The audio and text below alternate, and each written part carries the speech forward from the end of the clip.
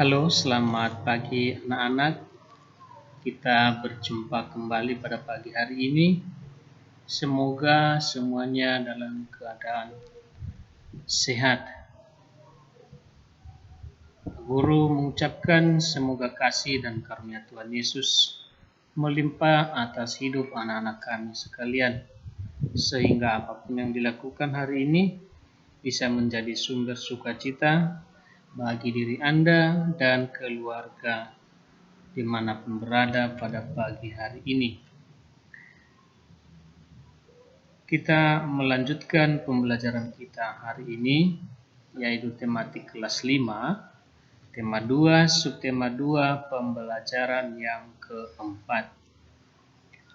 Mari kita lihat tujuan pembelajaran kita. Yang pertama adalah siswa dapat menjelaskan informasi terkait pertanyaan apa, siapa, di mana, mengapa, dan bagaimana. Yang kedua, siswa mampu menjelaskan pengaruh kegiatan ekonomi terhadap tingkat kesejahteraan masyarakat. Dan yang ketiga, siswa mampu menjawab pertanyaan tentang pengaruh kegiatan ekonomi terhadap tingkat kesejahteraan masyarakat. Inilah dia tujuan pembelajaran kita pada pagi hari ini. Nah, pada pembelajaran sebelumnya kita sudah membahas tentang bentuk-bentuk kata tanya. Nah, pada pagi hari ini kita bergeser sedikit. Kita mau menentukan isi cerita pendek atau disingkat dengan cerpen. Ada beberapa unsur-unsur cerita pendek atau pokok cerita. Ya, unsur-unsur cerita pendek itu disebut juga pokok cerita. Nah, dalam pembelajaran kali ini kita hanya mempelajari 4 unsur-unsur cerita tersebut. Karena sesungguhnya dalam cerpen itu ada 8 unsur-unsur atau pokok ceritanya. Nah, keempatnya itu adalah yang pertama, tokoh atau pelaku. Tokoh atau pelaku itu adalah orang yang berperan di dalam cerita tersebut. Nah, nanti akan kita kenal lagi tokoh itu ada 2. Ada tokoh utama dan ada tokoh sampiran atau tambahan. Berikutnya latar.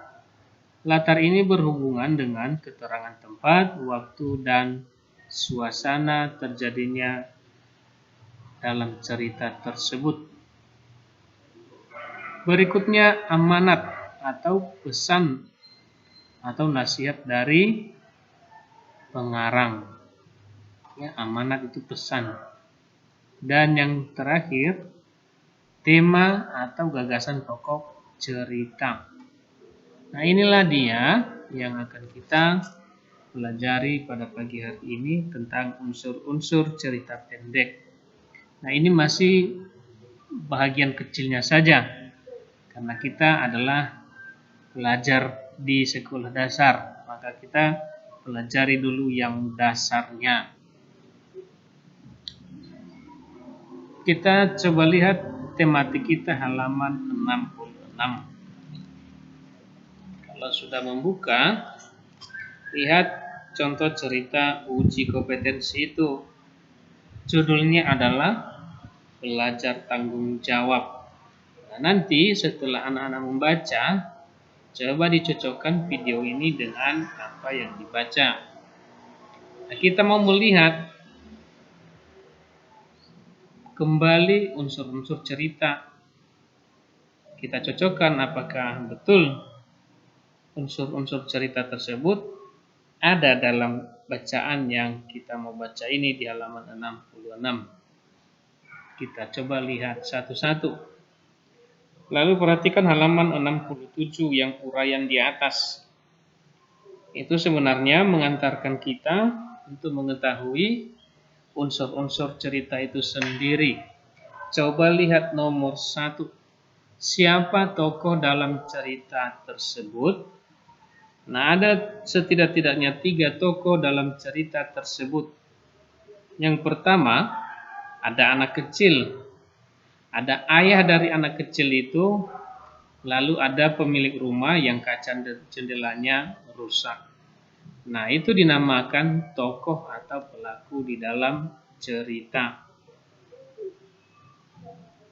Yang kedua, bagaimana sifat pemilik rumah? Nah, kalau dari bacaan itu, sifatnya itu adalah pemarah dan tidak punya rasa belas kasihan. Nah, sifat di situ masuk kepada watak. Ya, ini dia watak. Yang ketiga, apa yang dilakukan anak laki-laki sehingga pemilik rumah marah? Nah, inilah dia, menendang bola secara tidak sengaja mengenai kaca jendela tetangganya itu. Nah, inilah pokok permasalahan yang ada di dalam cerita.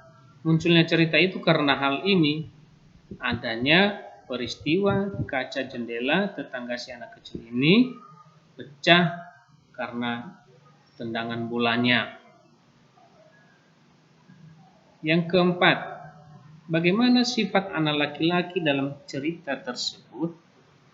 Nah, sifatnya dia tidak melawan, dia tidak membela diri, tetapi sifatnya adalah bertanggung jawab.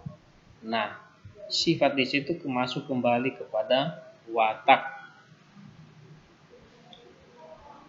Yang kelima, pesan apa yang terdapat dalam cerita tersebut? Nah, setelah kita membaca teks itu, maka bisa kita buat sebuah catatan kecil yang merupakan pesan yang bisa kita tangkap dari cerita tersebut. Maka kita bisa melihat pesan ceritanya adalah kita harus mempertanggungjawabkan setiap perbuatan yang kita lakukan. Nah, itulah dia yang merupakan pesan dalam cerita. Nah, pesan dalam cerita itu dikenal sebagai amanat. Nah, ini dia anak-anak tentang pembelajaran bahasa Indonesia pagi ini. Ya, memang tidak 100% seperti yang halaman atau slide sebelumnya. Tapi ingat bahwa di dalam menentukan isi cerita pendek itu ada 8 hal yang harus diperhatikan. Ya, apa-apa saja itu hanya guru bacakan, itu tidak kita pelajari semuanya dulu, tetapi itu untuk memperkaya wawasan kita saja. Yang pertama adalah tema, kedua penokohan, ketiga karakteristik, keempat alur atau plot, kelima setting, keenam sudut pandang atau point of view, yang ketujuh gaya bahasa, dan yang kedelapan amanat. Nah, itulah secara lengkap unsur-unsur dalam cerita. Tetapi yang diajarkan kepada kita untuk saat ini adalah hanya 4.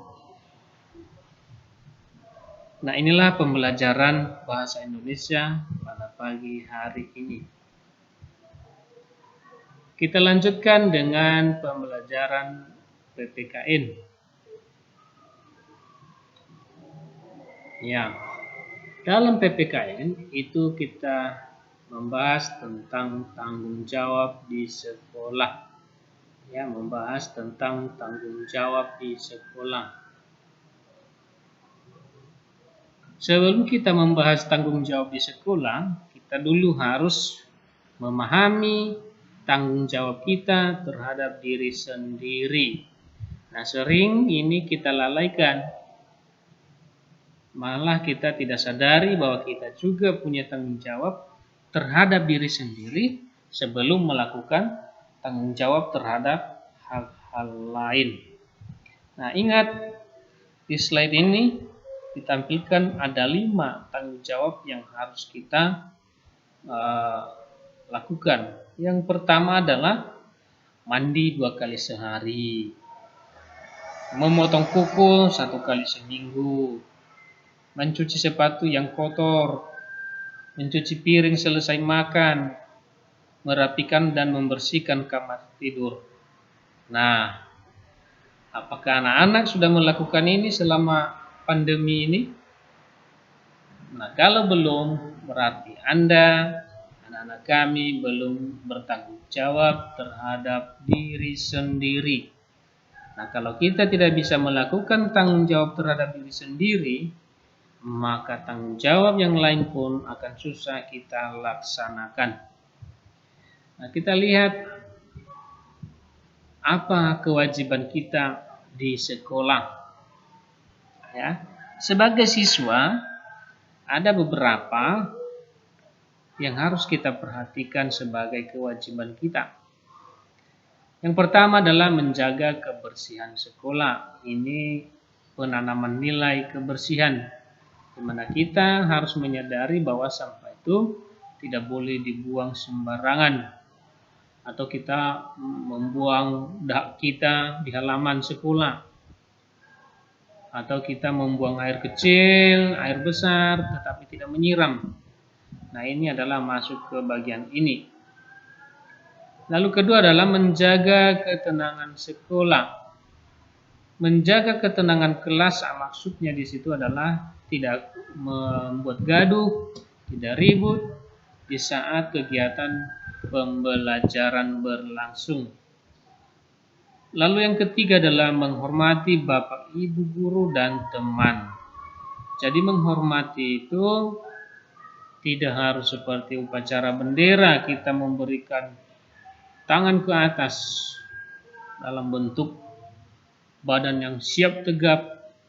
Tetapi menghormati di sini artinya kalau ketemu dengan bapak, ibu, guru sebagai siswa harusnya memberikan salam kepada gurunya. Selamat pagi Pak Guru, selamat siang Bu, apa kabar Pak Guru. Nah, kepada teman-teman, halo teman, sehat-sehatnya. Nah, itu contoh. Nah, ini adalah cara menghormati teman dan juga cara menghormati guru di sekolah. Nah, ini harus digiatkan, bukan karena guru gila hormat, tetapi karena memang nilai-nilai atau budaya kita itu menganut bahwa yang tua dari kita itu harus kita hormati, yang lebih muda dari kita harus kita sayangi. Nah, itulah dia. Berikutnya adalah melaksanakan tugas piket yang telah ditetapkan. Nah, di kelas itu kita sudah menetapkan piket-piket kelas. Ya.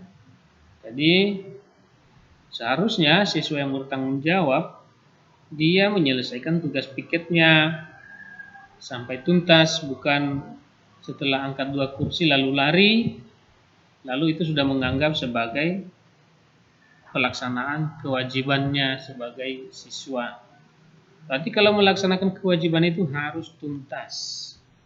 Tidak ada lagi yang tanggung-tanggung, atau misalnya kalau menyapu supaya dia dikatakan sudah bekerja, hanya dikerjakan 1 baris meja, setelah itu dia pulang karena dia memperhitungkan temannya yang belum bekerja. Nah, ini sama saja tidak bertanggung jawab. Nah, apa hakmu di sekolah sebagai seorang siswa? Yang pertama adalah mendapat pengajaran dari bapak ibu guru, itu hakmu. Kalau ada guru tidak mengajar, berarti kamu sudah tidak diberi haknya dengan baik. Mendapat nilai. Nah, tentu setiap siswa mengharapkan nilai yang baik dari bapak ibu guru. Tapi sebaliknya, untuk mendapat nilai yang bagus itu, anak-anak harus menyadari butuh perjuangan lebih, yaitu belajar, mengerjakan tugas tepat waktu, dan sebagainya. Lalu hak siswa lagi adalah belajar dengan tenang. tidak ada keributan, tidak ada kegaduhan di saat proses belajar mengajar. Lalu yang terakhir adalah bertanya tentang materi yang belum jelas. Nah, ini adalah hak anak atau hakmu sebagai seorang siswa. Nah, kalau kita bawakan untuk kita saat ini, semenjak kita daring, ya ada memang beberapa terjadi tanya jawab antara Pak Guru dengan orang tua. Tetapi seharusnya kalau tentang materi pembelajaran, seharusnya anak-anak kami lah yang banyak mempertanyakan tentang materi pembelajaran, bukan orang tua. Nah, inilah jadi masalah sekarang ini, ya. Bukan berarti Pak Guru tidak mengakui kalau orang tua bertanya, tetapi sebenarnya adalah siswa harus mengambil kesempatan ketika dia tidak memahami untuk bertanya kepada gurunya. Ya, secara sederhana kan yang sekolah siswa bukan orang tua. Nah, ini harus pelan-pelan anak-anak kami sadari. Kenapa Pak Guru tekankan ini? Karena memang salah satu kemampuan untuk anak-anak kelas 5 itu kemampuan bertanya tentang materi yang diberikan atau yang masih belum juga jelas. Ya, tidak boleh sebenarnya mewakilkan pertanyaan kita kepada orang lain. Nah, ini harus dipahami. Nah, itu dia tadi tentang tanggung jawab kita sebagai warga sekolah. Ingat, ada kewajiban pribadi, ada hak, ada kewajiban kita di sekolah. Kita masuk kembali ke materi pengaruh kegiatan ekonomi terhadap kesejahteraan masyarakat. Nah, ekonomi ini berhubungan dengan kehidupan kita. Kita bekerja, orang tua bekerja, itu untuk memenuhi kebutuhan hidup. Nah, kalau orang tidak bekerja, maka orang akan susah untuk hidup, ya. Nah, apa pengaruh kegiatan ekonomi terhadap kesejahteraan kita? Nah, sebagai seorang siswa tentu kita memerlukan berbagai hal keperluan sekolah. Mulai dari buku, tas, sepatu, baju, dan sebagainya. Nah, semua itu harus kita sadari. Itu bisa kita dapatkan karena ada pihak-pihak lain yang membuat barang-barang tersebut. Coba kalau tidak ada pabrik sepatu, kita menginginkan sepatu yang cantik, yang bagus, yang awet, tapi tidak ada yang membuat. Apakah bisa terwujud keinginan kita itu? Ya tentu tidak. Nah, jadi itulah salah satu hal kecil yang menggambarkan betapa pentingnya kegiatan ekonomi itu bagi masyarakat, ya, untuk memenuhi kebutuhan hidupnya. Nah, pada pagi hari ini kita mau membahas 3 pengaruh kegiatan ekonomi terhadap kesejahteraan masyarakat. Nah, inilah dia yang pertama, produksi. Apa itu produksi? Produksi adalah kegiatan menghasilkan barang dalam rangka memenuhi kebutuhan hidup. Orang yang melakukan kegiatan produksi itu disebut sebagai produsen. Ya, yang memproduksi barang itu disebut sebagai produsen. Berikutnya, distribusi. Distribusi adalah kegiatan menyalurkan hasil produksi dari produsen tadi ke konsumen. Ya, orang yang melakukan kegiatan ini disebut sebagai distributor. Kegiatannya distribusi, pelakunya distributor. Nah, kelancaran distribusi barang ini membutuhkan sarana transportasi dan akses yang memadai. Ya, tujuannya adalah agar hasil produksi dapat segera sampai konsumen dengan cepat dan tepat. Nah, saat ini di media sosial ramai namanya jual beli online. Nah, itu disebut juga sebagai kegiatan distribusi, dan para pelaku itu disebut sebagai distributor. Ya, kalau kita mengirim barang sekarang atau mendapat paket dari pesanan online, ya itu sudah terjadi kegiatan distribusi. Nah, tujuannya agar hasil produksi cepat sampai kepada konsumen. Dan yang berikutnya, konsumsi. Konsumsi diartikan sebagai kegiatan menghabiskan atau mengurangi nilai guna barang dan jasa untuk memenuhi kebutuhan hidupnya. Nah, semua barang-barang kehidupan manusia itu, kita manusia cenderung ingin memilikinya semuanya, ya. Nah, ketika sudah dipakai, maka nilai dari barang itu akan menjadi berkurang. Karena apa? Sudah digunakan. Contoh baju. Ketika kita ke swalayan beli baju, harganya misalnya 300.000. Tapi setelah kita pakai sekali, 2 kali, dan berkali-kali, itu malahan menjadi nilainya itu berkurang, ya. Nilainya berkurang maksudnya kalaupun dijual lagi, maka harganya tidak akan dapat 300.000 lagi. Mengapa? Karena sudah digunakan oleh orang, ya. Nah, orang yang melakukan kegiatan konsumsi disebut konsumen. Maka kita itu, warga masyarakat itu, dikenal sebagai konsumen atau pengguna barang-barang produksi yang didistribusikan oleh distributor. Nah, untuk mengonsumsi barang atau jasa, masyarakat mengeluarkan pengorbanan tertentu. Ya, tidak mungkin kita dapat gratis terus. Maka kita harus mengorbankan sesuatu. Uang, waktu. Nah, dari mana uang? Uang itu dari hasil kerja manusia. Makanya semua orang tua terutama, atau yang sudah umur kerja, berusaha mencari pekerjaan. Supaya apa? Dapat uang. Untuk apa uang? Untuk dibelanjakan, memenuhi kebutuhan hidupnya. Nah, itu saja materi kita pada pagi hari ini. Nah, semoga materi ini bisa menambah wawasan anak-anak sekalian. Untuk lebih jelasnya dibaca-baca bukunya. Besok Pak Guru akan tidak melanjutkan pembelajarannya, tetapi akan memberikan penugasan-penugasan.